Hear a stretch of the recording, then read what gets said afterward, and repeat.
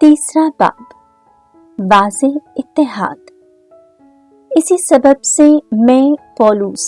तुम गैर कौमों के लिए यीशु मसीह का कैदी हूँ। तुम खुदा के उस फजल की मुख्तारी से आगाह हुए हो के जो मुझे तुम्हारी खातिर दिया गया, कि वो भेद मुझे इंकिशाफ से बताया गया। चुनांचे मैं पहले उसका मुख्तसर बयान लिख चुका हूँ, जिसे तुम पढ़कर मालूम कर सकते हो कि मैं मसीह का वो भेद किस कदर समझता हूँ जो अगली पुश्तों में बनी आदम को इस तरह मालूम ना हुआ, जिस तरह उसके मुक़द्दस रसूलों और नबियों पर रूह से अब ज़ाहिर हुआ है कि गैर कौमें मसीह यीशु में इंजील के वसीला से हम मिरास और हम बदन और वादे की हम शिरकत हों, और खुदा के उस फजल के इनाम से जो उसकी कुदरत की तासीर से मुझे मिला है, मैं इस इंजील का खादिम बना। मुझे जो तमाम मुक़द्दसीन में छोटे से छोटा हूँ, ये फजल बख्शा गया कि मैं गैर कौमों के दरमियान मसीह की बेक़यास दौलत की खुशखबरी दूँ और सब पर रोशन करूँ कि उस भेद का इंतज़ाम कैसा है जो अज़ल से खुदा में, जिसने सब कुछ खल्क किया, पोशीदा रहा है, ताकि अब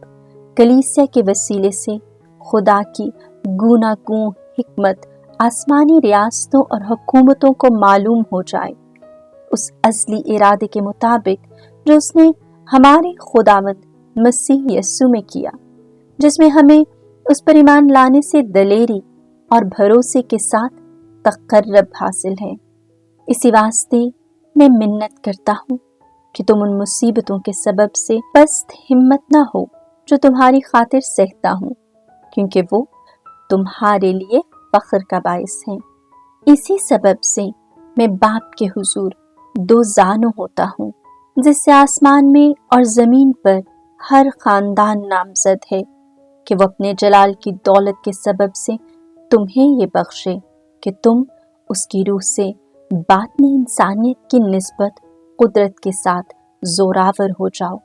और ये कि ईमान के वसीला से मसीह तुम्हारे दिलों में सकूनत पजीर हो, ताकि तुम मोहब्बत में जड़ पकड़कर और बुनियाद डालकर सब मुक़द्दसों समेत बखूबी समझ सको कि उसकी चौड़ाई और लंबाई और ऊंचाई और गहराई कितनी है, और मसीह की बेपाया मोहब्बत पहचान सको, ताकि तुम खुदा की सारी मामूरी से मामूर हो जाओ।